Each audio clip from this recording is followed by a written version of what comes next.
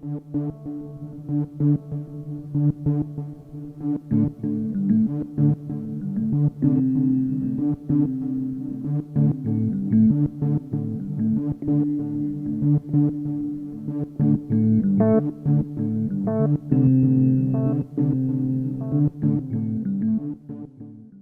gustaría presentar brevemente a nuestros invitados.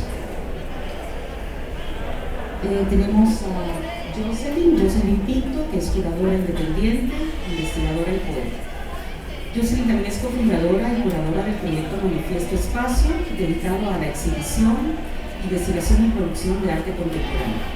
Y también es curadora de la Fundación Nacional para las Bellas Artes y la Cultura Cuba y docente en la Escuela Municipal de Artes Visuales en el programa diplomado en Curaduría de Arte Contemporáneo impartido en la facultad. Entre otras muchas cosas, también es ensayista y ha participado en proyectos curatoriales, no solo en Guatemala, sino fuera de Guatemala, también cursos intensivos en cultura ética, en la Tallera en Cuernavaca, México, en Umbral, etc. Y actualmente está preparando un libro junto con la curadora Claire Porter sobre diálogos centroamericanos a publicarse en el próximo año. Rodrigo, quien tenemos allá, Rodrigo Arenas Carter, me gusta mucho cómo se presenta, es obrero del arte, escritor, investigador y gestor. Rodrigo tiene una maestría en literatura por la UPLA de Valparaíso en Chile, miembro del colectivo Queer Poéticas. Es alguien que centra su trabajo en la práctica y teoría del performance, arte digital y arte sonoro, presentando su trabajo en diversos festivales y encuentros a lo largo del mundo. Él también es autor del libro La Vital Precariedad, Poesía y Performance en América Latina y Chile, además de varios ensayos sobre performance y performatividad. Y actualmente Rodrigo cursa un becado en certificado en Humanidades Digitales con la Universidad Autónoma de Barcelona. Cecilia Porras Sáenz es artista transdisciplinaria que se mueve entre Guatemala y México.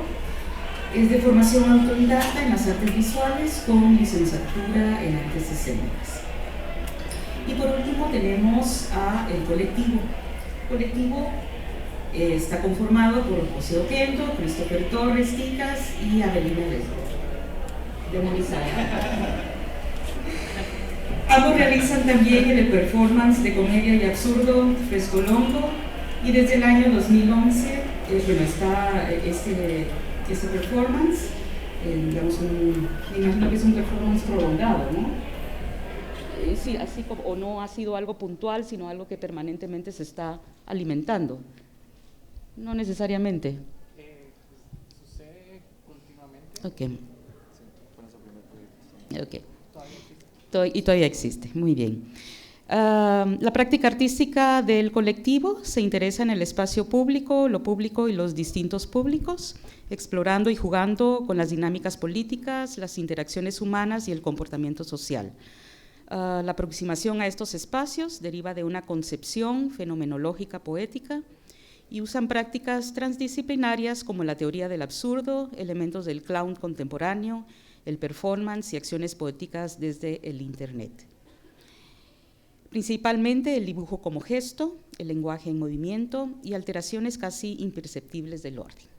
Bien, teniendo ya como ese perfil de cada uno de nuestros invitados, me gustaría, como les decía, empezar a explorar las posibilidades que nos da este tema, a pesar de que todavía es un tema no visible, no del todo visible, todavía con muchísimas preguntas que hacerse, pero sobre todo permitiéndonos ese riesgo del que hablaba para entender qué es lo que está pasando en estos nuevos escenarios que se están construyendo en este lugar.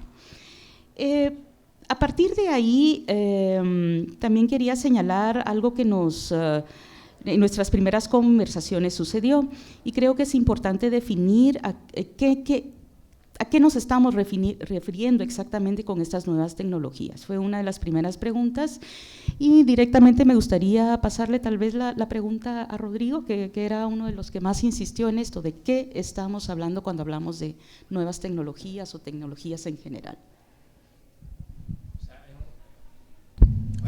Buenas tardes ya. Gracias por la invitación. Es una pregunta que está en desarrollo, saber qué significa, a qué nos referimos cuando hablamos de nuevas tecnologías. Porque por una parte, yo tengo claro que estas son extensiones, las tecnologías son extensiones de nuestro cuerpo. Al igual que lo es, por ejemplo, una sombrilla.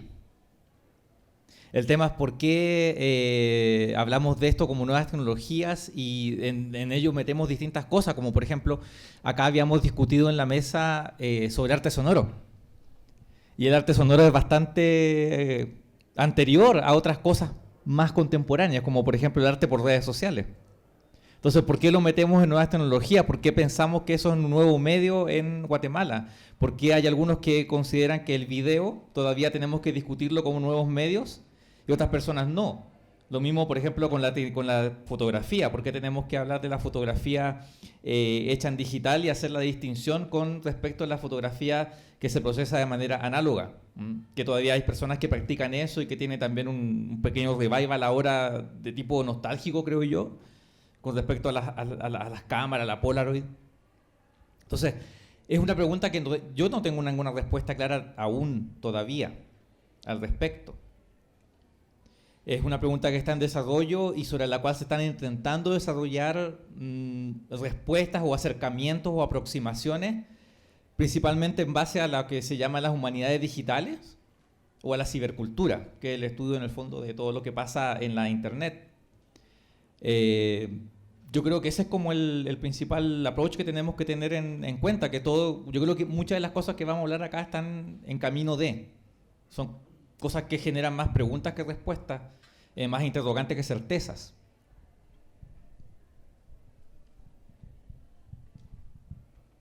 ¿Alguien más quiere empezar a elaborar? Sí, no sé si me dejas mostrar Claro que sí. para justamente poder discutir qué son las nuevas tecnologías. Me parecía interesante pensar cómo se han aplicado en Guatemala en la historia del arte contemporáneo. Entonces realicé una pequeña presentación de momentos en los que se han utilizado las nuevas tecnologías o los nuevos medios. Entonces, primero realicé una pequeña lista sobre qué es lo que el Tate define como nuevos medios. Primero, como decía Rodrigo, pues se entendían nuevos medios como arte y como fotografía y como video, pero en la época en la que estamos hoy desborda todo eso, ¿verdad? Entonces podemos hablar de arte digital, de gráficos en computadora, de animaciones, de arte en internet, que en los 90s se categorizó como net art, obras que netamente aparecían dentro de internet. Ahora también hablamos de post-internet art, que es este arte que se vive hoy en la plataforma real, pero que tiene una dimensión en internet, o que parte del internet para hablar de cosas en la realidad. Luego también tenemos instalaciones interactivas que son inmersivas, videojuegos, robótica, arte cyborg y biotecnología. Pero en Guatemala podríamos comenzar esta historia hablando de exposiciones que realizó Proyectos Ultravioleta. La primera podría ser este proyecto Mi Bienal es mejor que la tuya, que es la primera imagen del 2009, que fue una exposición curada por un curador de Turquía para hablar sobre arte digital. Entonces se invitaron a 31 artistas web y lo que se tenía era la reproducción de la exposición que fue en la Bienal de Lyon, en la 10ª Bienal de Lyon en Francia. Entonces aquí en Proyectos Ultravioleta, cuando aún existía en este edificio, pues ponen en computadoras los videos de YouTube de muchas de las piezas y otras piezas que se generaban en internet. Luego, la segunda fotografía es la exposición Los Padres, la Distancia y el Speed del 2010, en el cual hay algunos artistas de arte digital y al mismo tiempo se exhibe la pieza de Jessica Cairé, que les voy a comentar en un momento. Y la última podría ser Bring Your Own Beamer o Traer tu propio proyector, que fue una exposición del 2011 en la que se invitaba a todo el público a traer sus propios proyectores para exhibir su propio arte. Entonces, esto eran video, eran artes digitales, glitches, empiezan a ver también ideas de qué puede ser la animación, etc. Luego, por supuesto, el proyecto de Jessica Cairé al que me refería antes, Can You Hear Me? La primera fue la que sucedió en la exposición de Ultravioleta en el 2010, y Jessica está en su casa en Nueva York hablando con alguien que está en la galería en Guatemala y están compartiendo una comida a través de de esta computadora. Esa misma se reproduce en 2015 para la exposición que cura Ciudad de la Imaginación, Guatemala después. Y la misma dinámica. Jessica está en otro país observando lo que está sucediendo en Guatemala, ambos compartiendo una comida. Luego podemos continuar con un proyecto de la curadora guatemalteca radicada en Suiza, The Agency for Spiritual Guestwork in the Service of Visualizing, que esta es una agencia curatorial, quiere decir que es un proyecto en el que ella puede trabajar con artistas para generar proyectos curatoriales, pero al mismo tiempo generó dos proyectos. La primera, la agencia virtual de residencias, que eran residencias de una semana en Facebook para artistas. Entonces, en este proyecto ella invitaba a un artista que pudiera apoderarse de las redes sociales para mostrar sus procesos y producir obra específicamente para Facebook en ese momento. Y luego la exposición From the Intangible to the Tangible, que fue una exposición del 2015 en la que se curó en Suiza con videoarte y arte digital de artistas de todo el mundo, que incluyó también artistas guatemaltecos.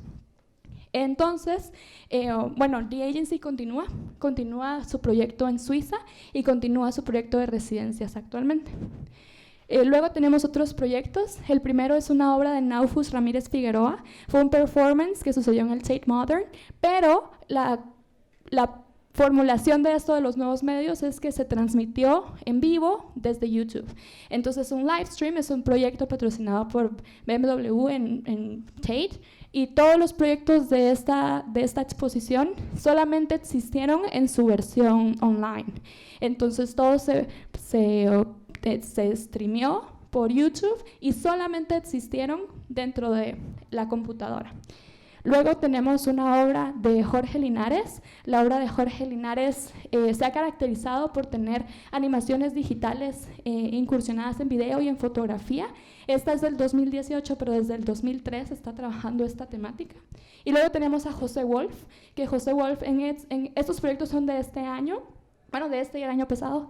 El primero es la exposición que tuvo en Galería Extra, donde animó flores que cambiaban de color y flotaban en el espacio.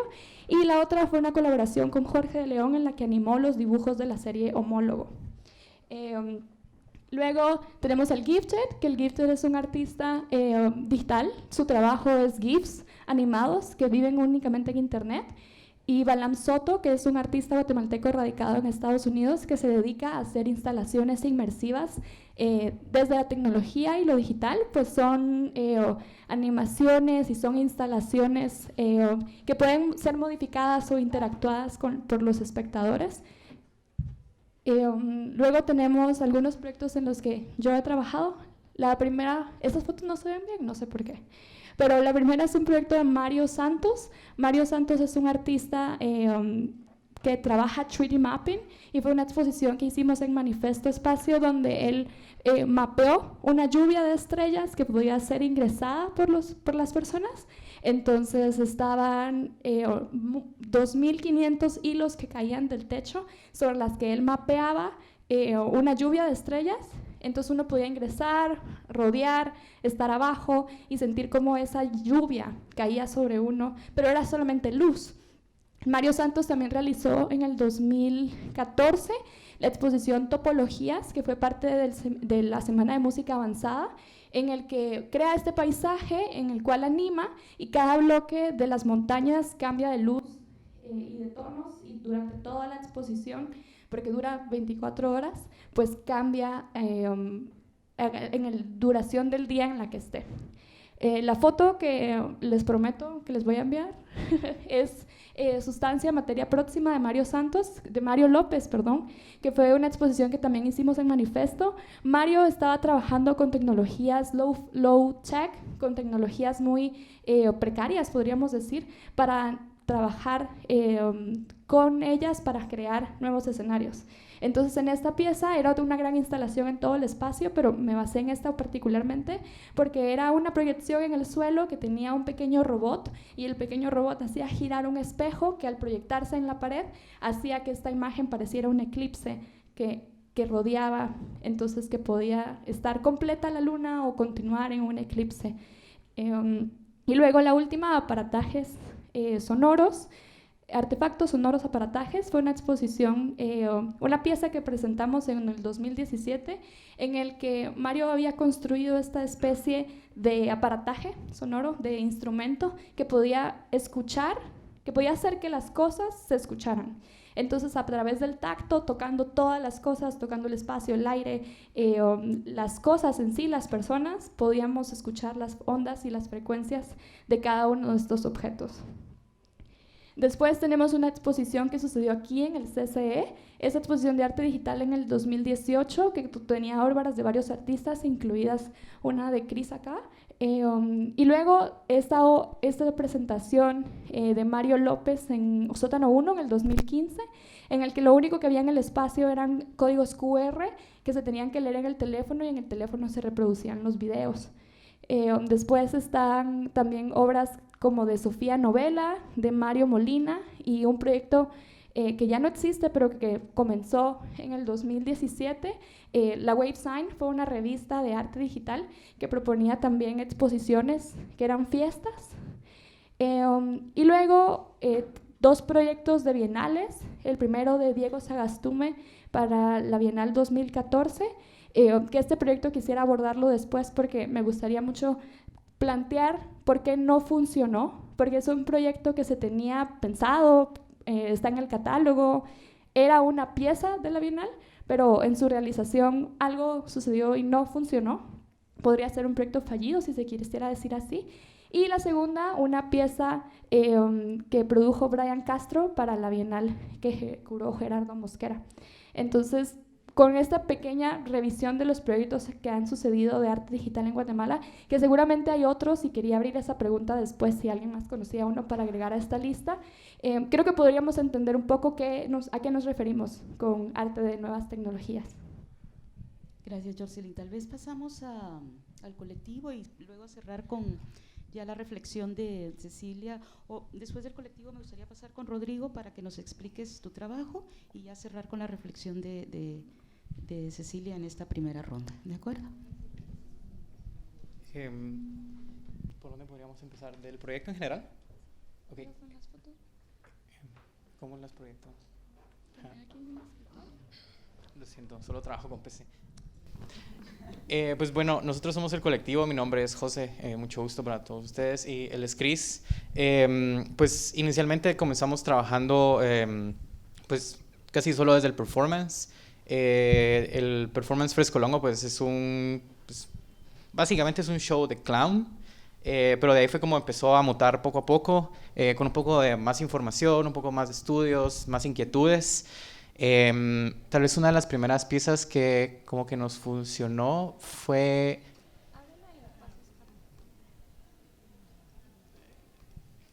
esta pieza de hace un par de años que se llama Instrucciones para público de circo.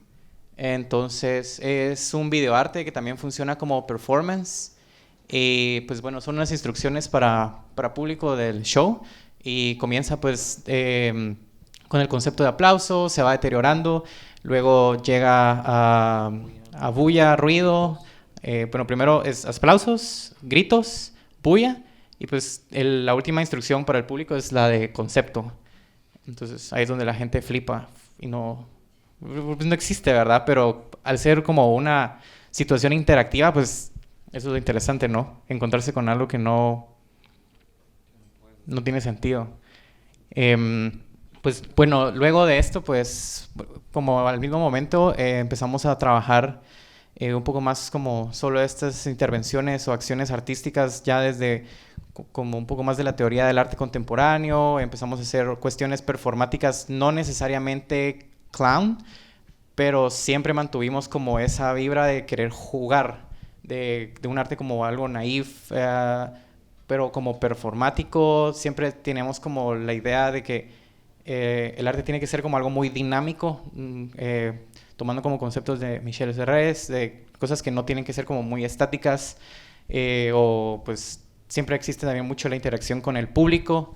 Luego ya pasando más como a lo tecnológico, digital, contemporáneo-ish, pues nosotros pues hemos tenido solo una oportunidad de tener un estudio como físico para trabajar, pero realmente como que lo que ha sido nuestro estudio y como el espacio de diálogo, de trabajo, siempre ha sido pues Google Docs, Google Drive, como estas cuestiones. Ambos también vivimos como un poco lejos, entonces no nos vemos tan seguido. Es un colectivo que no se maneja como directamente, todo siempre se maneja como virtual, conferencias por línea, los proyectos los desarrollamos en línea, estamos conectados casi todo el día solo en WhatsApp trabajando, planteando pues, las preguntas, las respuestas, las cosas. En base a eso, también queríamos hablar sobre 2 piezas. Ya hablé mucho. Bueno, este fue tal vez nuestro primer experimento formal con nuevos medios, o lo que se conoce como nuevos medios. En los años 60, Alan Kaprow diseñó pues, una infinidad de performances y de happenings para realizar él como artista con la gente, o para poner a la gente a realizar entre ellos. Y pues uno de esos performances se llamaba Now. Y la idea de Now era pues que 2 personas estuvieran viéndose frente a frente a los ojos y trataran de pronunciar la palabra now al mismo tiempo, cuando pues entre ellos sentían, ¿no?, que era el momento para decirlo. Entonces lo que hemos hecho acá a través de la plataforma de WhatsApp es replicar un poco el gesto que ha creado Alan Kaprow, ¿no? De modo que pues la pieza la hicimos adentro de un apartamento, José en una habitación y yo en otra, y a través de ventanas de conversación de WhatsApp pues empezamos a tratar de escribir y de enviar la palabra now al mismo tiempo, ¿no?, para replicar como esta presencia, pero una presencia virtual ahora, ¿no?, y tratar de generar este movimiento, este fenómeno también en cuanto a lo simultáneo y a cómo podíamos llegar a los dos a escribir y enviar, y de una nueva forma a decir la palabra al mismo tiempo, ¿no? Okay. Luego tenemos otra pieza que la realizamos en el 2017. El nombre de la pieza es Homenaje a Aníbal López. Pues bueno, lo que pasó aquí fue que pues cuando empezamos a estudiar nos volvimos como super fangirls de Aníbal, pero fue interesante que nunca tuvimos o sea, nosotros cuando Aníbal estaba vivo, pues nunca tuvimos la oportunidad de conocerlo porque nunca supimos quién era.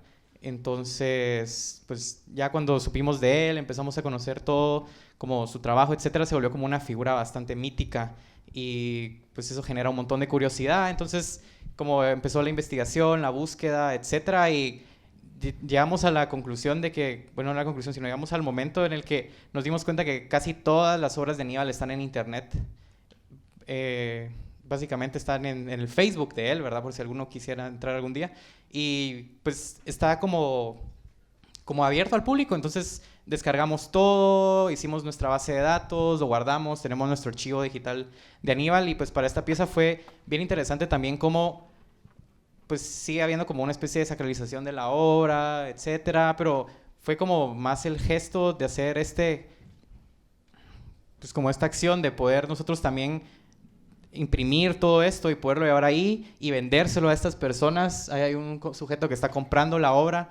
Entonces es chistoso que esa obra yo me la pude robar de Facebook y después alguien la expone como pues, toda chilera y sacralizada y en su marco caro y etcétera, y después todavía viene alguien y la compra. Entonces como un souvenir. Entonces como se hace como que el internet permite estas otras nuevas dinámicas en nuestro mundo que todavía le decimos como real, por así decirlo, pero realmente es más real el internet que nuestra realidad hoy en día, y el internet afecta de maneras que nosotros no podemos afectar el mundo hoy en día. O sea, yo físicamente hoy, ahorita aquí, pues puedo llegar a ustedes y decirles algo y todo, pero hay un público allá afuera que pues queda excluido, ¿no? Y hay cosas que tal vez puedo llegar a decirles a ustedes ahora y que no llega, ¿verdad?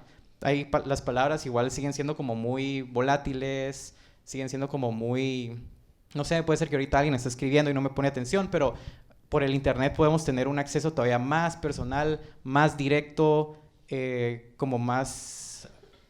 puede hacerse todavía más profunda la acción del conocer, del leer, del aventurarse, del explorar. Entonces creo que, bueno, no creo, sino esta fue la pieza que pasó. Y creo que esas son las piezas más relevantes. De ahí pues trabajamos mucha acción, mucho performance y ya. Bueno, sí, creo que también en cuestiones de esta pieza es muy interesante resaltar también el hecho de que Aníbal mismo haya subido todo su archivo de imágenes ahí, y en cuanto él abrió su Facebook, él accede a los términos como en cuestión de la forma en que Facebook se apropia de esas imágenes, y automáticamente las imágenes pasan a ser parte de todos. Entonces puedo conseguir un proyector y ponerlo en la sala de mi casa y ver todas esas magníficas fotografías que tal vez nunca ha visto nadie, y pues están en mi casa y las puedo apreciar por horas, y eso es lo que quiero hacer, ¿no? Entonces creo que esta masificación y este desborde de la cantidad de imágenes que existen en el mundo ahora es de lo cual nos hemos aprovechado en esta ocasión.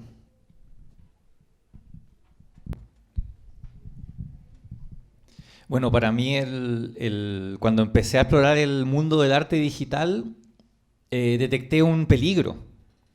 Y el primer peligro que detecté yo fue el hecho de quedarme fascinado meramente por el medio.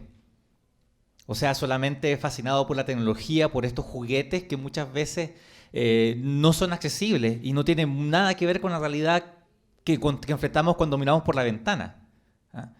Entonces, mi primer principio para trabajar en base a arte digital es no quedarme fascinado meramente por el medio, sino tratar de darle un sentido a ese medio a través de lo cotidiano. Entonces empecé a ver qué cosas usa la gente cotidianamente en su vida diaria, las redes sociales. Mi primera aproximación a las redes sociales fue por Twitter, ¿ya? No sé si, yo creo que acá hay mucha gente que usa Twitter. Entonces yo empecé a explorar Twitter, a analizarlo, a jugar con él, y me di cuenta de que muchas conversaciones se están llevando a cabo en Twitter y quedan depositadas ahí. No sé si ustedes saben, pero pese a que uno puede borrar un tweet, igual queda el archivo. Entonces tienen que tener mucho cuidado, más que en Facebook o Instagram, de lo que pongan en Twitter, porque no lo van a poder sacar. Entonces eso me refirió a la idea de la historia oral, ¿ah? De cómo construimos conversaciones que pasan a ser parte de nuestra historia o que atestiguan nuestra historia, y ahora están quedando muchas de esas depositadas en Twitter. Entonces mi primer proyecto de arte digital fue una cuenta de Twitter que se llama Post-Tenebras Lux. Yo hice una programación en Python muy sencilla, programé lo que se llama un bot, que es un robot, o sea, algo que hace una acción continua en Twitter, sin que yo lo dejo ahí haciendo la acción, sin que yo tenga que hacer nada más que ponerlo en el Twitter, y que retuitea todo lo que tenga que ver con migración. Todos los tweets que tengan que ver con migración, Post-Tenebras Lux los retuitea.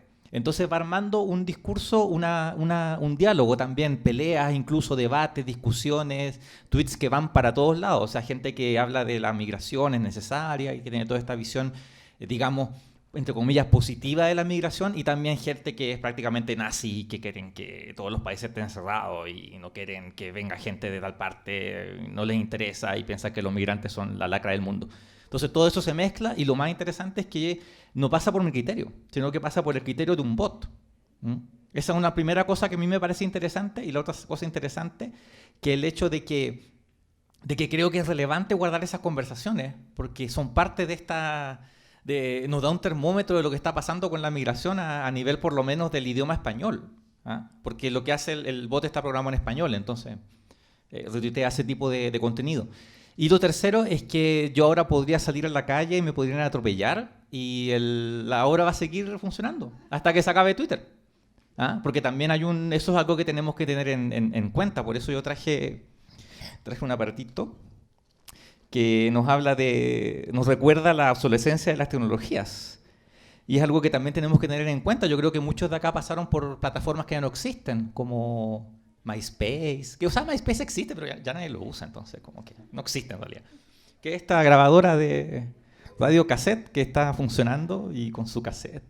Qué hermoso, es una tecnología muy sencilla, pero y fascinante, porque uno desarma un cassette y se da cuenta que es un mecanismo sumamente sencillo para lo que tenemos ahora. Y esto me recuerda a mí la obsolescencia de esas tecnologías, y por eso voy a aprovechar este espacio para hacerle un llamado como investigador del arte a todos los artistas que están acá y que tienen contenidos en internet, que por favor los respalden privadamente, y segundo, que ojalá si los pueden respaldar en una aplicación que se llama Wayback Machine, que es una página en internet que nos permite acceder a páginas que ya no existen. The Wayback Machine se llama. The Wayback Machine Lo pueden googlear, no tengo la dirección exacta, pero ahí ustedes pueden ir almacenando todo su trabajo, sus obras, sus artículos también. Yo escribo en Gaceta, que es un medio digital, y porque en cualquier momento todo eso se podría caer. O sea, acá tuvimos dificultades para poder proyectar las imágenes Yo ahora mismo traje una presentación que no voy a poder presentar porque se me olvida que yo uso Unix y se me olvida que el Unix es una minoría y al final no es compatible y por lo tanto no pude presentar nada. O sea, las imágenes por lo menos.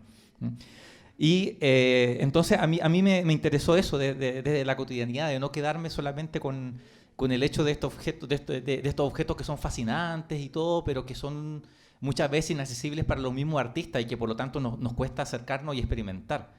Ahora estoy trabajando con el tema de Instagram. Hice una larga investigación sobre Instagram, sobre las estéticas de Instagram, y entre las conclusiones que tuve hay una conclusión que para mí es muy importante, por lo menos creo que es muy relevante. Empecé a analizar las tendencias globales, locales de Instagram, porque es una cosa también interesante. Acá se ha hablado mucho de lo local y nosotros tenemos tendencias locales en Instagram, acá, y que muchas veces reflejan cosas que están presentes en la realidad. O sea, a mí me llama la atención, yo estuve revisando ayer la lista de las cuentas de Instagram con más seguidores en Guatemala.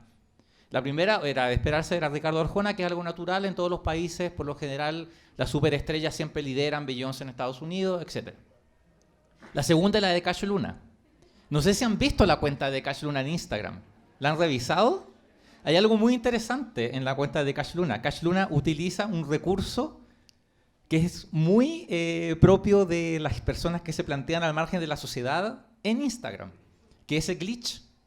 No sé si conocen el glitch, que es este recurso estético de postear imágenes que reflejan una aparente falla en el procesamiento de la imagen. Entonces la imagen sale movida, un poco corrida, los colores se mueven. Cacho Luna lo está usando. No sé si alguien... Yo tenía una foto de la cuenta Cacho Luna, pero como les conté, falló la... Entonces, pero si alguien se puede meter, se va a dar cuenta que hay unas imágenes que están en rojo, negro, y que también son muy nostálgicas de los 80, que esa nostalgia está muy de moda ahora en Instagram y lo usa mucha gente. Muchos artistas la usan también, de repente juegan con ello, pero Cacho Luna también lo está usando. Entonces lo que detecté yo fue que las estéticas que utilizan las personas que se autodenominan como más conservadoras en Instagram son prácticamente las mismas que utilizan las personas que se autodenominan como más al margen de la sociedad en Instagram. O sea, no hay una diferencia política entre lo que se postea en Instagram. Y de ahí empecé a trabajar el proyecto que tengo ahora. No lo quiero explicar mucho porque creo que no merece explicaciones, pero es mi cuenta personal de Instagram que estoy usando. Que para mí me remite un poco a lo que es la performance. Yo vengo del mundo de la performance y ahí uno utiliza su propio cuerpo para plantear un proyecto de arte. En este caso, yo considero, tal como lo decía antes, que y haciendo uso de la teoría del avatar de Valeria Rodrigán, que me parece relevante porque es una teoría sobre cibercultura que viene de Latinoamérica. Nuestros avatares, que son estas personalidades que cada uno de nosotros creamos en las redes sociales. Creamos un avatar en Instagram, en Facebook, en Twitter, a veces creamos dos, tenemos uno secreto. Creamos avatares también en otras redes más especializadas como Scruff o Grindr. Esos avatares son extensiones de nuestro cuerpo. Entonces, por lo tanto, el usar actualmente para mí en este proyecto mi propia cuenta de Instagram, no una cuenta que creé en especial para Instagram, sino mi propia cuenta de Instagram, es en el fondo seguir utilizando mi cuerpo para hacer el proyecto. Y además que esa cuenta refleja lo que me pasa a mí. O sea, hoy día posté una hermosísima imagen de mis varices. Por ejemplo. Eso, y creo que eso era como lo que quería puntualizar. Y una cosa que a mí me llama la atención, que no sé si se la tiro al resto del panel, y a ustedes mismos también, porque yo siento que a veces hay una resistencia contra el uso de estos espacios como espacios de creación. Sin embargo, se usan muchísimo como otros recursos dentro del mundo del arte, como espacio de difusión, de investigación. O sea, yo creo que todos acá difundimos nuestras actividades, nuestros proyectos de arte, conversatorios, etcétera, por Facebook. Pero ¿por qué no usar Facebook mismo como un espacio de creación? ¿Por qué no usar nuestras cuentas de Facebook como espacios de creación? Quizás el inconsciente nos traiciona un poco, en términos de que decimos, no, es solamente Facebook, pero al final lo consideramos parte íntima de nuestro ser y no hacemos conciencia de ello. No sé si me explico. Hace unos años atrás en México un artista hizo una performance muy interesante y que él intercambió Facebook con gente. ¿Qué hacía? Esa persona, ese artista venía y decía, yo te cambio tu Facebook por el mío, o sea, tú me permites usar tu perfil de Facebook y tú usas el mío. Muy poca gente accedió. ¿Ah? Entonces ahí nos damos cuenta de que en realidad parece que nos importa mucho más de lo que creemos las cosas que subimos en la red y que nos pertenecen a nuestra intimidad. O sea, imagínate pasarle tu perfil de Facebook a otro, va a ver todos tus mensajes privados, imagínate. Va a tener acceso a muchos secretos. Eso. Gracias, Rodrigo. Cecilia. Bueno, yo me siento un poco como el enano del siglo XVIII en esta mesa, sinceramente. Desde que me invitaron como a hablar de nuevas tecnologías, arte y demás, dije, pero ¿qué diablos voy a decir yo en una mesa así? Y ahorita es peor, es decir, es como, oh, no. Pero pensando ya de por sí en eso, yo hice como mis notas para no divagar mucho y se las voy a leer. En realidad ya sabía que algo así iba a pasar, entonces yo no quiero sonar purista y tampoco estoy peleando con las redes, pero sí, bueno, ni mucho menos con las nuevas formas de arte digital, pero sí me fui a lo que tengo más inmediato y a lo que supongo que varios tenemos más inmediato, y no solo aquí, sino más bien fuera de aquí, ¿no? Como seres humanos. Entonces, he escuchado varias veces decir aquí en Guatemala que los libros son un lujo y bueno, un poco por ahí me voy porque varias veces dentro de mis reflexiones me topé con eso, o sea, siempre me encontraba como con esa bifurcación entre la lectura profunda, enorme, llena de argumentos gigantescos, pensamiento crítico, etcétera, etcétera, y como en contraposición me encontraba estos nuevos medios así de información. Entonces no me parece casualidad, digamos, que en toda guerra que ha existido como en el mundo, se persigan a las personas, pero también se persigan a los libros como objetos, casi, ¿qué? O tal vez eso era antes, por eso les digo que soy el enano del siglo XVIII, XIX o XX. Digamos, esto de que los libros en Guatemala son un lujo, bueno, lo he escuchado varias veces, pero digamos que no me parece, no he escuchado nunca que los smartphones o todo este tipo de aparatos sean un lujo, aunque de todas maneras son bastante caros y hay que pagar también unas cuotas de internet bastante altas, digamos, tampoco es como, ¡ay, qué gratuidad! Pero sí parece que todo ese servicio es súper gratuito, a lo cual nosotros simplemente venimos y damos nuestra información, ¿no? También, gratuitamente, para un montón de no sabemos ni qué clase como de empresas, no sé. Entonces no me voy a poner a hablar de privilegios y privilegiados y quiénes sí accedemos a qué, sino más como una reflexión a modo general. Y esta conversación justamente no se trata de lectura, pero sí yo lo voy a tocar un poquito. Y ni se trata de enemistar dos formas diferentes de acceso o de manejo de información, pero bueno, las nuevas tecnologías yo considero que no son más que la tecnología a la que hemos llegado hoy, digamos, siempre han habido nuevas tecnologías a lo largo de la historia, y es un camino que se ha recorrido desde que el ser humano pues descubre en la práctica extensiones justamente de su pensamiento, de su cuerpo, formas de extender toda esta gran capacidad que tenemos de crear, y lo aplicamos a nuestra vida cotidiana, ¿no? Lo que me parece interesante de tocar este tema es que la tecnología de hoy justamente parece crear un nuevo paradigma, no solo de relaciones sociales, sino de pensamiento, o sea, como forma de pensar, como ya no es como me voy a este mamotreto o para hacer incluso un trabajo pongamos de la universidad. Les digo, estoy hablando del año del caldo, yo qué sé. Entonces, para hacer un trabajo en la universidad, qué sé yo, vengo y investigo en este libro, te hago todas mis notas, después investigo en el otro, después lo escribo en una máquina de escribir, hace muchísimo, o en una computadora, sino que,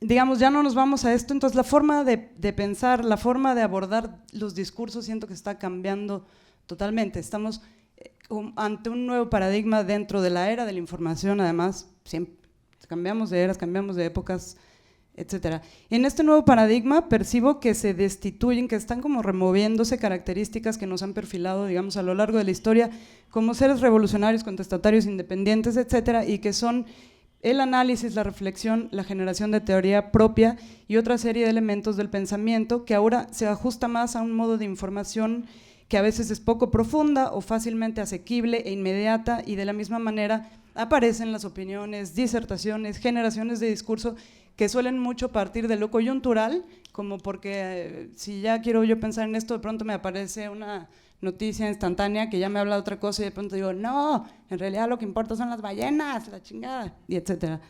Entonces, parten de lo coyuntural y no de un proceso de mayor envergadura capaz de sostener todo un movimiento. Es cierto que somos capaces, digamos, de organizarnos para realizar una manifestación, no me odien, por favor.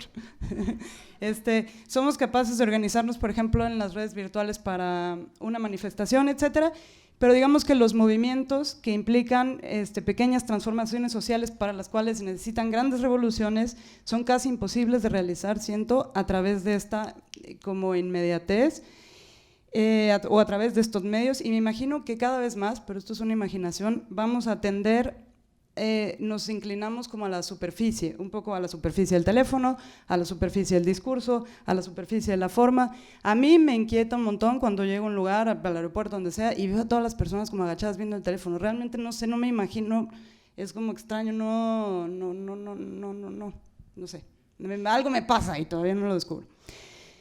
Me parece que estamos cómodos con la idea de percibir este acceso a la información, que además es determinada información, como siempre, como todo, como democratización, pero el concepto que tenemos de democracia también está siendo cada vez más desvirtuado al ser una idea que esconde una sensación de participación, cuando en verdad el mercado está consumiendo y haciendo consumir coyunturas, dentro de lo cual existen una serie de distractores baratos con los cuales dejamos de ver el fondo, que no depende necesariamente de lo que sucede en turnos, sino de lo que ha sucedido cíclicamente. Guatemala es un país con una estructura de educación deficiente y mermada por la represión, que al igual que la información a la que tenemos acceso en cualquier plataforma, está mediatizada por lo que se quiere de nosotros como ciudadanos. Y es aquí donde me parece tan relevante el papel de nuestra formación previa a nuestros accesos a la información, a cualquier acceso a la información, como dentro de nuestra familia, dentro de los grupos que creamos, dentro de los colectivos que hacemos, dentro de las asociaciones que hacemos para aprehender la realidad, como para tratarle de dar lecturas, y que no es una sola esta realidad, sino la creamos constantemente a través de un montón de cosas, conceptos, y con esto me refiero a nuestra percepción del mundo, a nuestro ser subjetivo dentro de la serie de objetividades que se plantean constantemente. En una ocasión en la Universidad de San Carlos, un maestra, no me acuerdo, me dijo como, yo no los pongo a leer todo el libro porque a los estudiantes no les gusta leer, y después resulta que los maestros terminamos siendo los que somos malos porque ustedes pierden todos los exámenes, así que lean por capítulos. Y yo dije como, me pareció absolutamente desastroso. Y pues no, mi primera, digamos, educación de estudios básicos fue en México, en primaria, en secundaria, en bachillerato, en lo que sea. En secundaria incluso me acuerdo, leí los libros como más de muchas distintas complejidades, y para mí leer siempre fue un ejercicio de emancipación. Por lo tanto dije como, ¿qué putas está pasando? ¿Cómo así que a los estudiantes no les gusta leer y entonces nos van a poner a leer por capítulos un libro? Cuando lo chingón de leer un libro es ese proceso que puedo tener yo de quedarme ahí navegando, que es parte de lo que mencionaba de las formas de pensar y de etcétera. La cuestión de la contemplación, la cuestión de la profundización, la cuestión de quedarme en una sola cosa está ya como siendo totalmente removida hacia otro espacio. Entonces ya no me quedo en una sola cosa. Peor si leo un libro en PDF en el teléfono, me van a estar entrando mensajes, fotos, encuerados, qué sé yo. Por eso les digo, soy el nano del siglo XVIII. Entonces, finalmente, entonces yo dije, o sea, pues si para mí siempre ha sido leer un ejercicio de emancipación, dije, entonces ¿qué está pasando? Entonces me queda inferir que a mayor represión, menor lectura, y que los libros no deberían ser considerados un lujo, o sea, ni un objeto, ni un ladrillo para sostener la mesa o qué sé yo. Las referencias normalmente que hacemos a escritores, analistas, filósofos, etcétera, cuando mencionamos el tema de los libros y más, que nos han ayudado como a repensar la realidad, son previos casi siempre a este boom de las nuevas tecnologías. Creo, digamos, no sé, o sea, ahorita no me encuentro con unos libros que no sabría ahorita mencionar, pero yo escucho mucho que mencionamos siempre escritores, filósofos y filósofas y de todo que han sido previos a este boom de las tecnologías, y gente que de pronto se dedicó sin mayor distracción a profundizar en determinado tema, teoría del arte, ciencia, episodio de la historia, lo que sea, y que son como muy muy grandes contienen argumentaciones muy complejas y pensamiento crítico no mediático, ¿no? Y hasta aquí me quería quedar con el tema como de las contraposiciones.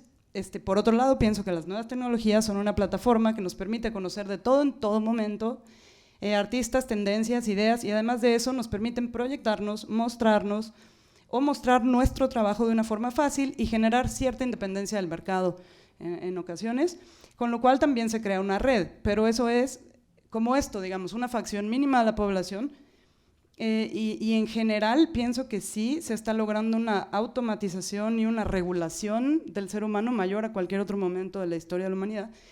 Y desde aquí me pregunto cómo plantearnos el mundo, que eran parte un poco de las preguntas que teníamos en la mesa, como, híjole, desde las nuevas tecnologías, desde el arte y pasando por todas nuestras, cómo miro el mundo.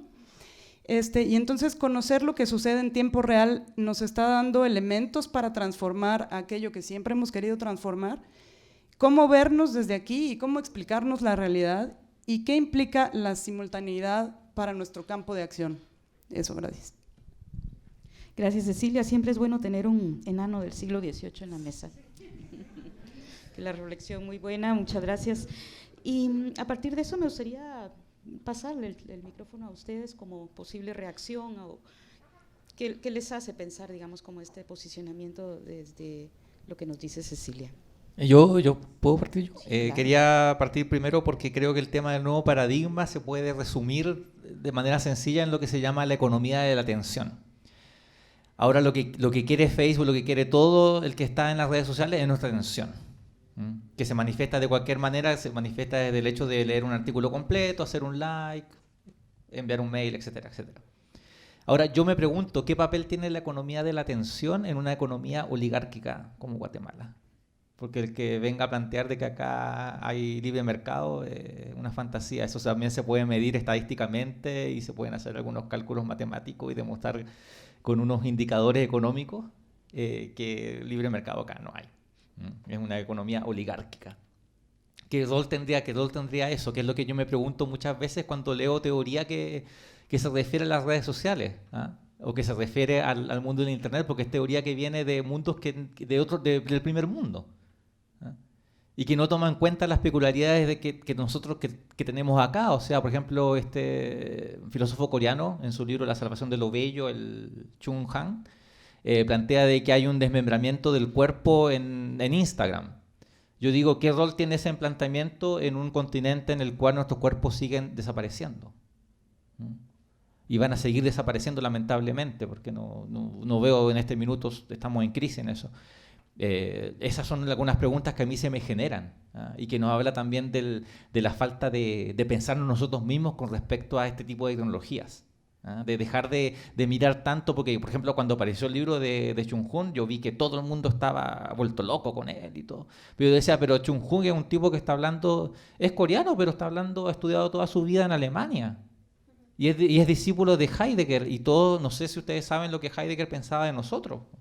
O sea, pensaba que nosotros éramos animales, porque según él los latinoamericanos no piensan. Entonces hay que ver desde dónde nos están hablando esos textos. Y empezar nosotros mismos a hablar sobre estos temas y a empezar a generar nuestras propias visiones. Viendo cómo estas tecnologías interactúan en una realidad que es brutal y que es cruda.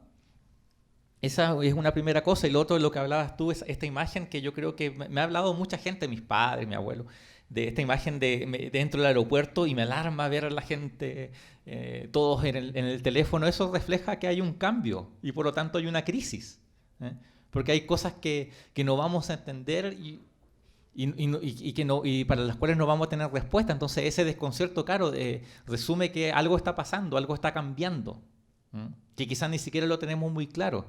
Y lo otro, que el tema de lo que hablabas tú también, de la vigilancia, yo también me pregunto y me hago la pregunta a mí mismo, ¿por qué no estamos por qué no estamos cuestionando desde el arte la vigilancia que hay en Internet? Los net centers, por ejemplo, todo este tipo de cosas que están pasando. O el hecho de cómo nosotros mismos exponemos tanto nuestra intimidad en las redes, sin tomar ninguna precaución. Yo sí soy bien paranoico, entonces por eso me pasan estas cosas, porque yo uso Unix, porque Unix es 1000 veces más seguro que Windows, y tengo un montón de add-ons que si quieren después alguien me pregunta, se los puedo compartir, que distraen. Hay uno que es maravilloso, que te distrae las redes sociales. Entonces al final tú te das dando cuenta que los avisos comerciales que te aparecen en Facebook no corresponden a tus búsquedas. Ah, eso porque el ad no está funcionando.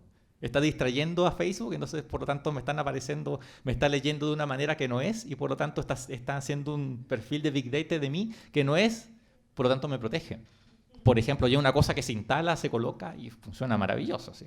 Es increíble, se llama Track on Me, se llama. Si alguien lo quiere buscar, es un add-on para Firefox. Eso, bueno, y también el tema de la educación, o sea, cómo estamos acá en Guatemala educando en algo con respecto a este tipo de temas. También hice unos apuntes en mi teléfono. Creo que lo primero que quería comentar era que también, o sea, para mí un libro sí es un lujo. Pues, por ejemplo, si yo quisiera venir y comprar una revisión de fotografías de Mario Sorrenti, de Phaidon, me va a costar $500 y, o sea, un libro no hace nada, sino lo compro, lo leo, lo puedo volver a leer y todo. Y obviamente me va a parecer muy caro tener un libro de tanto dinero con el que no puedo hacer nada, cuando puedo tener una de esas cositas que me va a costar lo mismo y puedo tener 500 libros de esos, ¿verdad? Porque todos los chafiés de internet. Entonces, creo que me sale mejor y creo que por eso tal vez nadie se queja de los smartphones, porque, o sea, sí son inteligentes de alguna manera, pero al final de cuentas el que tiene que ser inteligente es el usuario también. La tecnología creo que muchas veces está como muy satanizada. Y como que creemos que nos va a venir a destruir y va a arruinar nuestras relaciones sociales, interpersonales y nos va a hacer como torpes o lo que sea, pero pasa lo mismo en el internet que pasa lo mismo aquí. O sea, si vos no querés estudiar y no querés leer y no te querés preparar y no querés desarrollar tu inteligencia, pues tampoco lo haces en el internet. Y, o sea, para mí el internet es como una cosa muy bella. Igual si no me estuvieran escuchando por internet, me estuvieran escuchando aquí los que me quieren escuchar. Si fuera así la CIA o lo que fuera, no sé. Igual siempre nos van a controlar, siempre nos han controlado y siempre va a ser así. Son cuestiones que van a pasar. El mundo siempre va a ser un mundo cruel, un mundo agresivo, económicamente malévolo, que nos va a tratar de destruir. Naturalmente va a ser así, pero tenemos que también tratar de sacarle provecho a estas cosas que tenemos ahora y a estas ventajas. O sea, hay gente que no puede ir a una universidad en Guatemala por X o Y razón, pero puede optar a estudios en línea, por ejemplo, ¿verdad? Pero son cuestiones que igualmente están posicionadas en el mundo del internet y nosotros también tenemos que hacer como el scouting, el esfuerzo, la lucha, la investigación, la búsqueda para poder acceder a todas estas otras cuestiones porque existen, ¿verdad? Y que estemos en el año 2019 y, por ejemplo, no sepamos artistas de Guatemala, por ejemplo, ese es un problema, porque muchos de los artistas, yo no conozco a muchos en persona, porque a veces me da como miedo acercarme a ellos, o soy tímido, o no salgo mucho de mi casa, pero igual conozco lo que hacen, los sigo de cerca, estoy viendo todo lo que publican, los stalkeo un poco, etcétera, y tal vez no voy a las exhibiciones, pero igual puedo verlo, ¿verdad? O sea, por ejemplo, cuando salió el simposio, le comentaba a Rosina que salió el simposio sobre este libro. Yo el libro pues nunca lo había leído, creo que cuando salió tenía como 3 años y cuando miro que estaba el libro y digo, el libro lo voy a buscar en internet y no está en internet, es como, ¿cómo así? O sea, ¿por qué no? Entonces ya pues hablé con Rosina, lo digitalizamos, ya lo pusimos en internet. Si no lo han leído es porque ustedes no han querido. Entonces esas son las cuestiones, ¿verdad? O sea, tenemos un mundo abierto en el internet y todas esas personas, por ejemplo, que están conectadas todo el día a Instagram, no es que estén desconectadas de esta realidad y si lo están, pues sus razones tienen, porque también en esos mundos encontramos otras formas no virtuales, sino totalmente reales de desenvolvernos socialmente. Son otras formas, son otras estéticas que no es como que no podamos acceder a ellas, sino que si no lo hacemos es porque no queremos. Igual, o sea, podemos introducirnos en un mismo sistema de, por ejemplo, fotógrafos y cierta estética, que hay un montón de estéticas en Instagram bien delimitadas, bien marcadas, podemos acceder a ellas, podemos llegar a pertenecer a eso. Son cuestiones que pasan, ¿verdad? Y el internet, como les decía, afecta nuestro mundo de una manera más grande de lo que nosotros podemos afectarlo solo siendo nosotros, ¿verdad? Podemos tener un bot, por ejemplo, que puede masificar nuestros mensajes.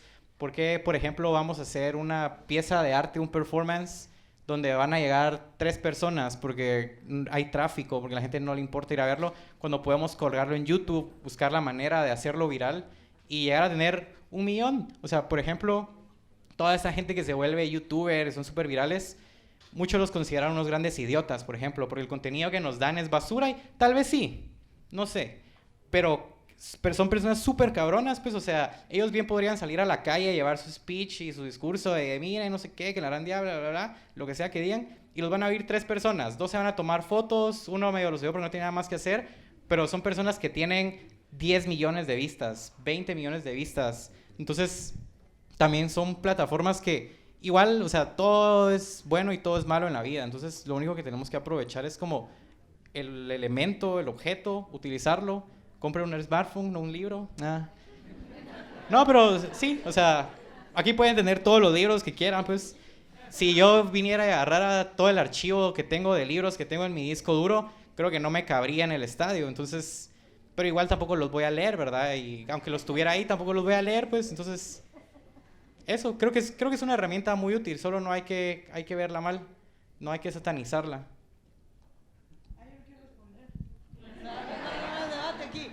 No, es que lo que escuché del que en Guatemala los libros son un lujo fue cuando le dije a un amigo que leyera La Esperanza Rota, que es una investigación sobre Arbenz que duró como 14 años, etcétera, y que tiene que ver un poco con digamos, yo en Guatemala creo que justamente la historia, desde la primaria y demás, ha sido así como que se cortan trocitos y se muestra un pedacito, y es lo que tú dices, depende del interés de uno, por eso decía como depende de todas nuestras cuestiones previas antes de los accesos a la información que tengamos, sean libros, sean redes, sean PDF, sea todo lo demás. Pero bueno, no sé si La Esperanza Rota, por ejemplo, está en PDF, pero es un libro que yo también considero un lujo, por supuesto, un libro y sobre todo de artistas y con buenas impresiones y esto y lo otro, y he conocido a muchísimos artistas en Instagram y tal, y de hecho, o sea, traje mi cosita escrita en mi teléfono para no desentonar demasiado, tampoco para... Entonces, digamos, no lo estoy satanizando, pero tenía que hacer una reflexión que por ahí se me fue topando con el tema, digamos. Ajá, pero no yo también lo uso, tengo Instagram, hace poco, pero tengo, y etcétera. No está.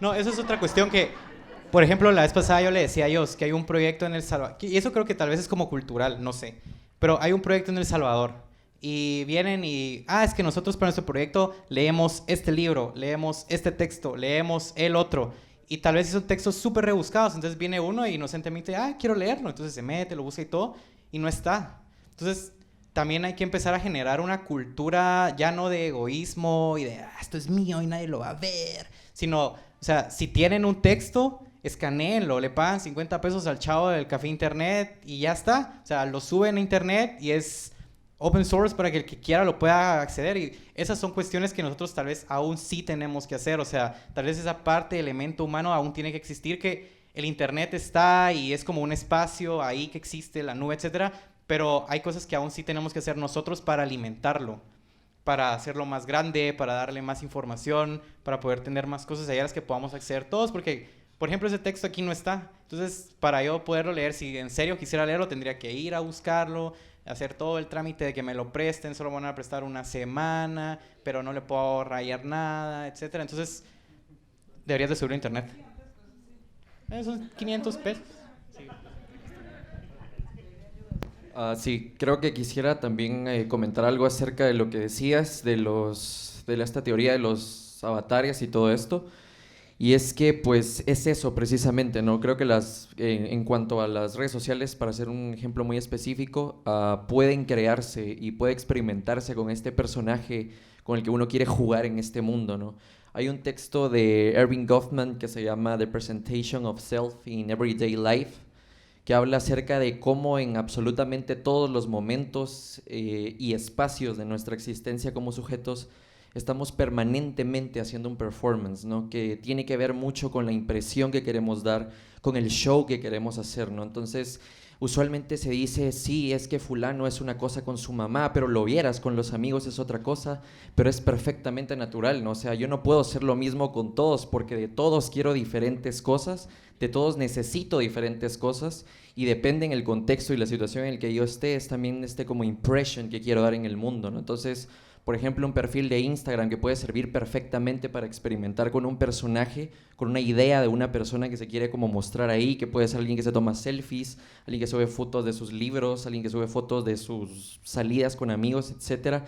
Es precisamente eso, ¿no? Este escenario virtual funcionando como un escenario real y físico como el que vemos aquí, bueno, real y físico como el que vemos aquí también. Pero es bien extraño porque de pronto este escenario como digital y virtual es donde se presenta el show y el mundo real y físico es como el backstage del show, ¿no? Entonces ya se empieza a generar como esa dinámica extraña de separación entre las dos realidades como que parecieran ajenas a primera vista, ¿no? Entonces este espacio virtual también se ha vuelto como un espacio se alisó demasiado, pues o sea, se puede mover uno muy fácilmente. En todo caso es un espacio muy heterotópico, pues es un mar así inmenso, infinito, en donde podemos navegar y pues, aquí está la nave, ¿no? Aquí está el barco. Digamos que aterrizando la conversación al arte, que es tal vez como el tema que por el que estamos reunidos, ¿verdad? George Perec mencionaba que las cosas que están más cerca de nosotros no las percibimos como cualquier otra cosa que no sean nuestras cosas. Y entonces que por eso es que el arte contemporáneo muchas veces no era comprendido como arte porque es tan cercano a las cosas con las que nos identificamos, con las que vivimos, etc. Y creo que de alguna manera pues estos nuevos medios en el mundo entero son vistos así como era visto esa idea, ¿verdad? Como bueno, es tan cercano a nosotros, lo utilizamos para comunicarnos, lo utilizamos para compartir nuestra vida cotidiana, entonces cómo eso también puede ser arte. Y existen institutos de investigación de nuevos medios en el mundo, entonces digamos que es incluso un medio que permite que todo el mundo pueda producirlo, ¿verdad? Digamos que la pintura, la escultura requiere aprender una técnica que puede ser aprendida, pero los nuevos medios existen, el conocimiento de cómo utilizarlos en el mismo medio. Digamos que buscar cómo hacer un código, buscar cómo hacer una imagen, buscar cómo hacer algo, existe el mismo conocimiento sobre cómo hacerlo en el mismo medio. Entonces esa autorreferencialidad, esa posibilidad de poder utilizarlo y de que el mismo medio enseñe cómo utilizarlo de otras formas y que a partir de ese conocimiento se pueda generar una experimentación, es lo que me parece el arte de estas cosas, ¿verdad? Y había una pregunta que existía cuando nos juntamos a debatir esta mesa, de si nos corresponde este medio o este tema en Guatemala, ¿verdad? Y por supuesto que sí. Creo que de alguna forma todos los artistas que están trabajando con estos medios lo están empezando a hacer. Digamos que las primeras cosas que hemos visto que se han hecho en Guatemala han sido recientes, entonces a mí me emociona pensar como en qué están trabajando los artistas más jóvenes ahora, que tienen estas herramientas desde que nacieron, ¿verdad? Entonces que no tienen ni siquiera que aprenderlas, sino que de alguna manera son de ellos desde el principio. Entonces creo que como que pensar que nos corresponde este tema también, así como cualquier otro tema en el arte o así como cualquier otro medio del arte, es una postura que también nos va a permitir explorarla, como no tener miedo a decir que también esto puede ser arte aquí y que al mismo tiempo podemos ir a exposiciones sobre eso, pensar sobre eso, debatir sobre eso, etcétera. Gracias, Jocelyn. Precisamente en esa línea, como se darán cuenta, este tema siempre despierta como entre pequeños escepticismos o grandes escepticismos, pero también esta parte de gran entusiasmo, porque es fascinante ver cómo están sucediendo las cosas, las nuevas posibilidades que nos dan estas tecnologías, nuevas tecnologías. Pero también esa dosis de escepticismo nos da tierra, nos conecta realmente a un contexto que no debemos de perder de vista. Y lo interesante, como tú decías, de cómo funcionan esas tecnologías desde aquí y cómo inciden en este lugar y en este momento, ¿verdad? Que es lo más importante.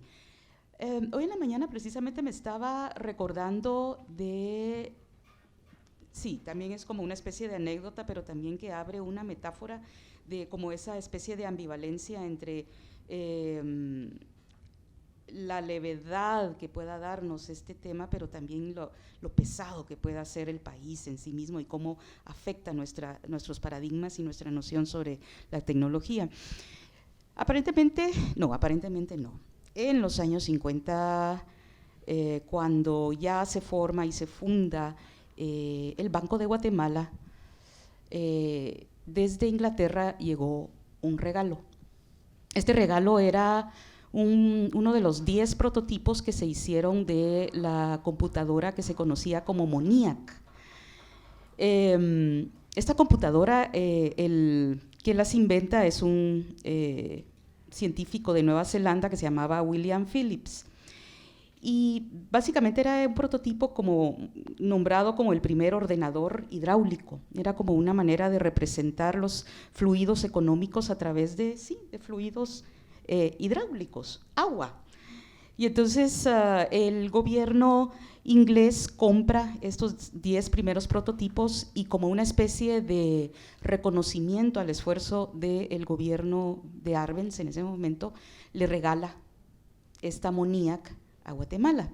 Y la MONIAC era una especie de cajón de 2 metros de alto por 1,50, es una de las primeras computadoras, la regalan al Banco de Guatemala y la tuvieron por años ahí arrinconada, nadie sabía qué hacer con eso y le llamaban el refrigerador.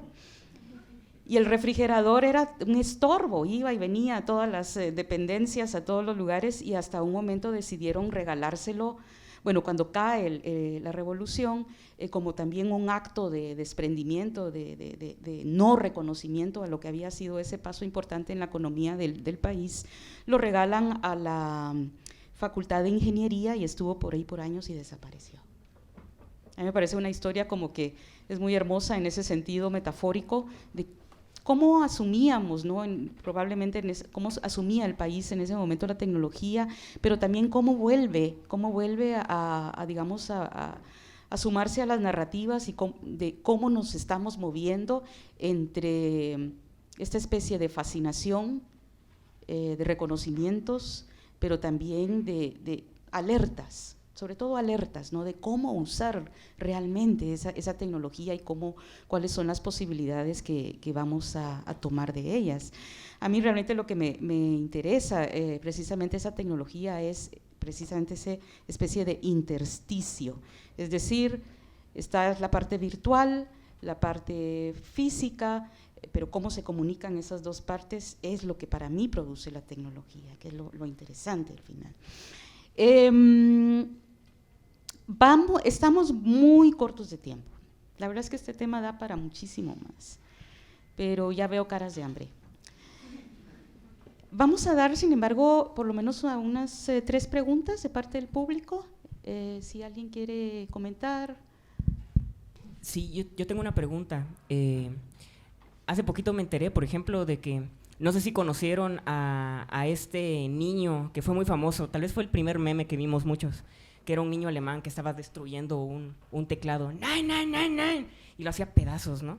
Hace poquito me enteré de que este acto era un performance, no era real, pero se dio a entender durante muchísimos años por un documental que hablaba sobre los daños de los videojuegos para los niños, de que este era un caso extremo de alguien que agarró histeria por jugar muchos videojuegos, ¿no? Pero era un creador, él se dedicó a hacer un montón de videos diferentes utilizando otros personajes que parodiaba, y uno de ellos fue pues un videojugador. Entonces casi le destruyen la vida. Lo tuvieron que meter a la correccional un par de años porque no podía con el peso de que se burlaran de él, de que lo reconocieran como el niño que destruía el teclado, ¿no? Y hasta hace poquito se enteró de que era un creador y de que siguió adelante haciendo cosas, ¿no? Sobrevivió como a toda esa tempestad de la época del principio de YouTube, quizás. Y ahora, pues, otros youtubers los están recuperando para que se entienda que era un creador. Y eso se me hace interesante porque siento que hasta hay un riesgo para estas personas, al menos en esa época, no sé ahora, pero hay un riesgo de que no solo no se te reconozca porque estás haciendo algo para expresarte, para divertirte, para darle a otras personas lo tuyo, sino que además pueden confundirte y pueden, no sé, destruir tu vida por una confusión de la identidad que tienes en internet. Entonces, sería interesante que los artistas, al interactuar con estos generadores de contenido, les den la visibilización, les permitan que se reconozcan como creadores, aunque sea para que no corran ese peligro, porque ha sucedido muchísimas veces, ¿no? Hay otros casos de personas que han hecho este tipo de performance o de trabajos y se les ha confundido y terminan, no sé, perseguidos inclusive, ¿no? Los investigan y los acosan, cosas por el estilo. Y bueno, creo que mi pregunta es, ¿están interesados en mantener un diálogo a nivel artístico con generadores de contenido? Sí, yo creo que si hay algún caso. Tienen cara de que sí, pero... Sí, en mi caso, de hecho, eso es parte de mi motivación para hacer piezas por las redes. ¿Ah? El hecho de mantener esa interacción y mantener la interacción con todo tipo de personas que quieren interactuar con ella. O sea, ahora último en mi Instagram me han estado posteando que soy feo, que soy viejo, etcétera, etcétera. Y eso también es parte de la pieza para mí. ¿Me entendés? Y también y lo asumo como tal. Yo creo que lo que le pasa a él, porque tú hablaste, hay una cosa que me hizo ruido lo que comentaste, que era el tema del reconocimiento. ¿Ah? Que yo creo que eso como hay que echárselo un poco al bolsillo cuando uno trabaja en especial con este tipo de cosas. O sea, yo cuando le decía a la gente acá en Guatemala, a muchos de los que están acá, les dije, tengo una pieza de arte por Twitter. Y mira, ¿pero cómo? Así, o sea, posteaste una foto de tu performance en Twitter. No, la pieza es una cuenta de Twitter que yo creé. Y me dije, ay no, o sea, olvídate a dónde vas a llegar con eso. O sea, deja de perder tu tiempo. Era como... dedícate a otra cosa, ¿me entendés? Tírate al mundo del arte, o sea, no... ¿Me entendés? Pero a mí me da lo mismo, en realidad, ¿te fijas? Porque lo que me interesa, mira, a mí es la experiencia, lo que contaba anteriormente. O sea, el reconocimiento, por lo menos, quizás en el caso de él también fue algo así, quizás se complicó con el tiempo porque lo que le pasó a él fue que se convirtió en algo de escala global, ¿ah? Y su imagen personal también, que eso también es un tema, pero eso uno tiene que asumirlo. O sea, si yo hago una pieza... O sea, si yo tengo piezas en que yo salgo de performance que yo hago sin ropa y están los videos ahí en YouTube y lo asumo, ¿me entendés? Que alguien puede sacar eso y postear después, miren, acá está este tipo, no sé.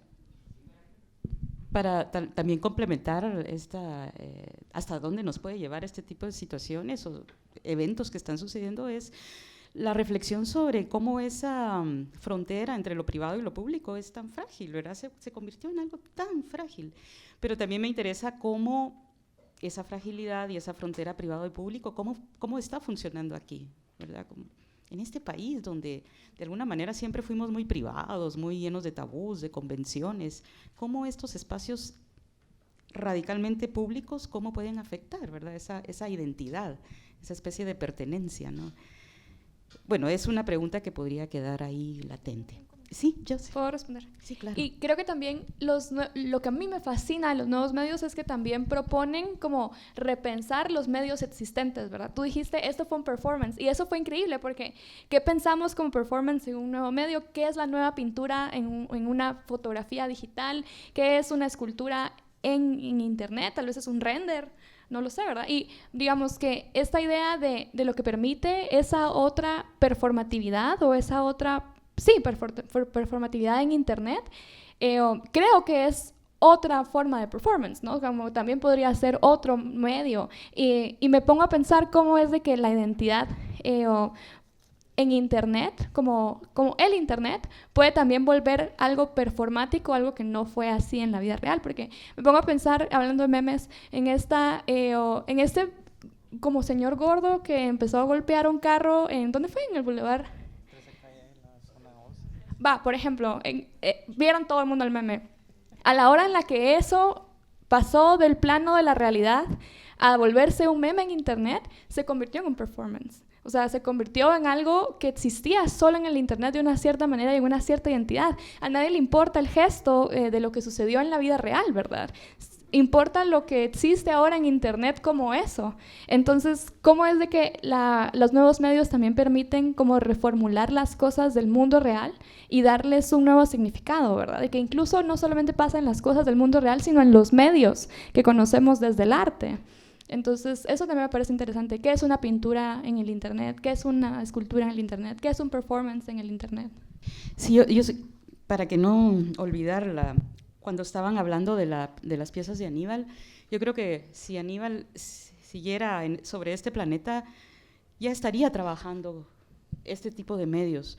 Fue de alguna manera lo que le hizo falta, porque Aníbal era uno de los primeros artistas en este país que toma de manera muy seria la idea de la apropiación, toma muy seriamente la idea del vacío, por ejemplo, esta gran pieza que veíamos ayer, que hace en Mercosur, de las cajas que lleva por todos los ríos de ese entronque del Mercosur, y son cajas que se contrabandean con todos los sistemas de contrabando del lugar, y lo que contienen las cajas es nada. O sea, ese vacío es de alguna manera lo que estamos jugando. También teníamos una pregunta por allá, Magdalena, ¿sí? He de confesar que esta mesa me encanta, porque te ponen retos, ¿no? En retos súper gruesos. En lo personal, ahorita estoy trabajando en una obra de teatro que la metodología de creación fue teatro cinematográfico. Yo estaba así, ¿qué me están hablando? Claro, tuvimos que estudiar un montón y todo, pero mi pregunta va hacia lo siguiente. ¿Ustedes cómo denominarían al público a quien van ustedes dirigidos? Porque yo no sé, o sea, me llama la atención, porque en teatro es que esto es para todo público, y en realidad no es para todo público. Entonces, ¿cómo sería ustedes para que eso, por una parte? Dos, la otra cosa es, a ver, ustedes necesitan de recursos para crear. El acceso a esos recursos van relacionados también con una realidad nacional. Esta realidad nacional siempre está en diálogo con los artistas, y algo que siempre nos exigen a nosotros como artistas. ¿Cómo es su relación? Por ejemplo, lo quiero poner con Codeca. En este caso, que ellos están peleando por la luz. Porque en este país, ¿cómo se relacionan ustedes con estos medios, que a mí me encantan, porque sí creo, cómo se relacionan ustedes con esta realidad nacional a través de los medios con los cuales ustedes están creando? Porque, por ejemplo, Codeca está luchando por la luz, ¿verdad? Y tomando en cuenta que aquí hay o sea, el país hay analfabetismo. 2. 3, acceder a un teléfono o a estos medios es realmente un solo rollo. Pero ahora, dejando eso que podría parecer hasta, ay, bueno, ya viene, está con su discurso de izquierda en cuanto al acceso a los medios, la otra pregunta es, a ver, ¿cómo se están ustedes relacionando? ¿Cómo se relacionan ustedes con la ley de telecomunicaciones, por ejemplo, en cuanto a que nos cobran la velocidad del internet, los que tenemos acceso? Porque, o sea, nosotros en nuestro presupuesto de familia ya tenemos que poner el acceso al internet, y ahorita la exigencia es, pero es que estás pagando una velocidad baja, entonces tenés que tener una velocidad más alta, porque entonces yo ya no puedo ver tal cosa.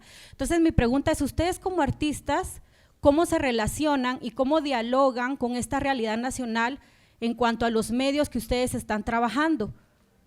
Para no sé, pregunto.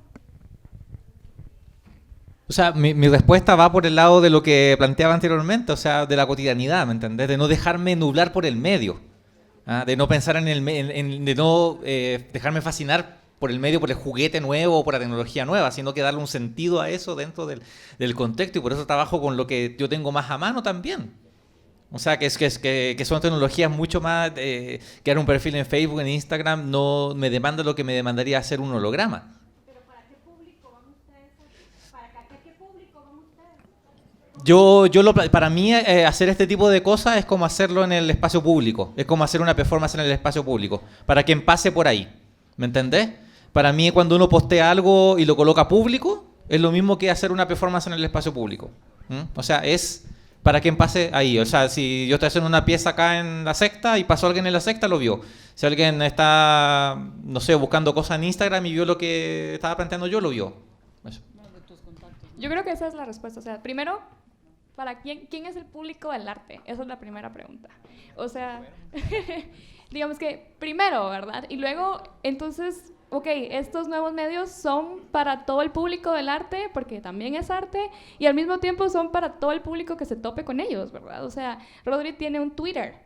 Me imagino que aquí hay gente que tiene Twitter, entonces si alguien está buscando hashtag migración, tal vez se topen con la cuenta de Rodri, ¿verdad? Entonces como que pensar para quién es el público de esto, creo que es volverlo como una pregunta que no le corresponde al arte, porque ni siquiera nos estamos preguntando quién tiene acceso al arte, ¿verdad?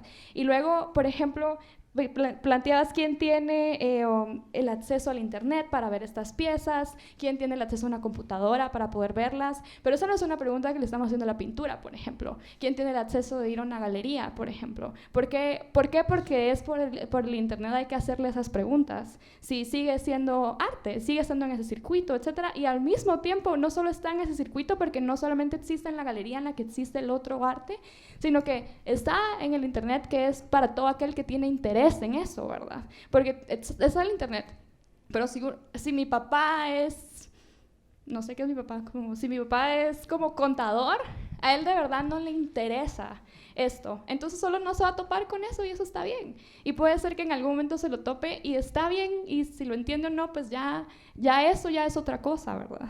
Entonces creo que primero deberíamos pensar quién es el público del arte, porque esto que estamos presentando es arte de nuevos medios, entonces sigue siendo el mismo público. Gracias, Jocelyn. Y también para ir cerrando este tipo de temas, en algunas de las conversaciones previas que tuvimos, sí tocamos esta idea de, bueno, ¿quién es la tecnología un privilegio o no? Y sobre todo pensándolo desde este contexto, este país. En lo personal yo pienso que de alguna manera no lo es, o sea, puede ser un privilegio tener como más recursos para comprar algo de mayor elaboración, de mayor capacidades, etcétera, etcétera.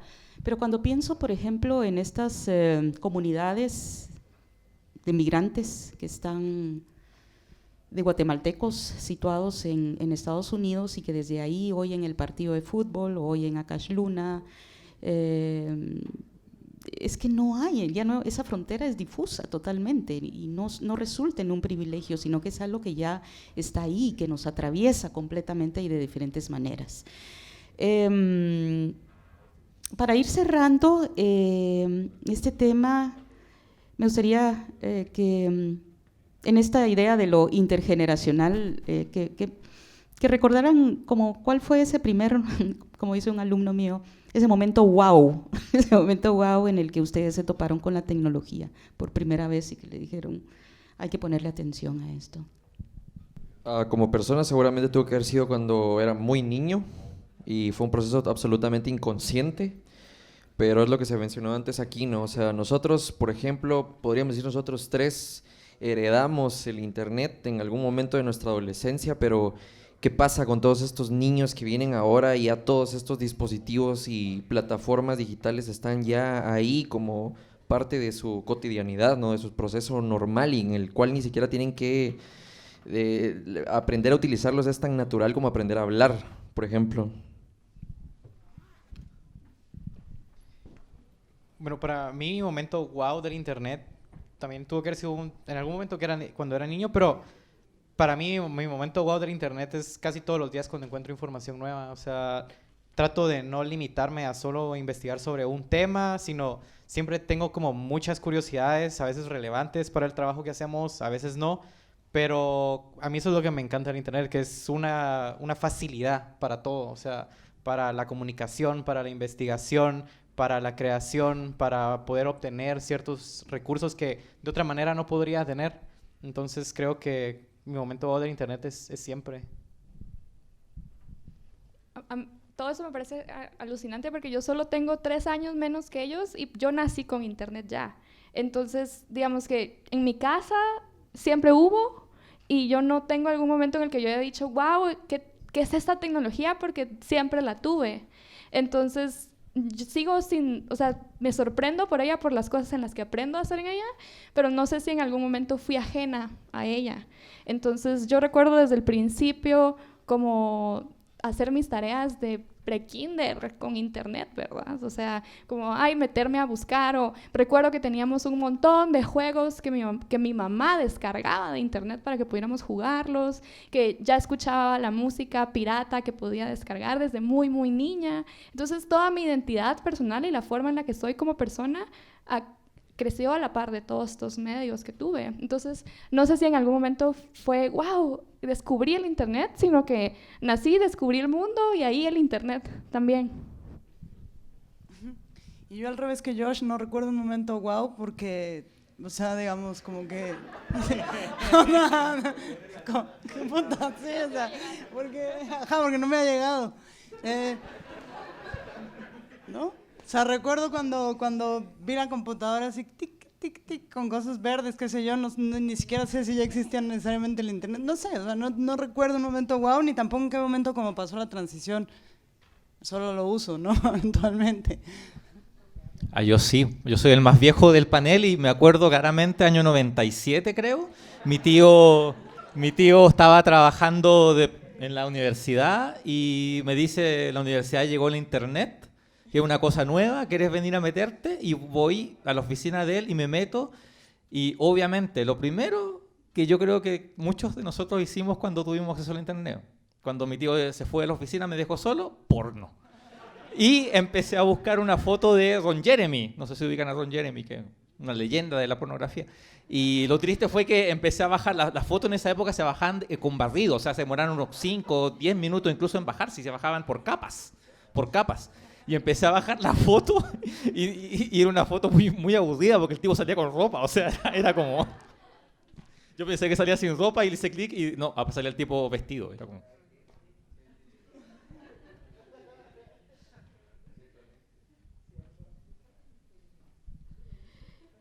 Yo te gano, Rodri. Sí, para mí ese primer momento wow fue cuando compramos la primera Mac Classic y muy contenta la abrí, la instalé un domingo en la mañana y me pasé 5 minutos esperando que algo pasara. Y cuando algo empezó a moverse dije, ¿y ahora qué hago? Bueno, les agradecemos muchísimo que hayan estado con nosotros hasta el final.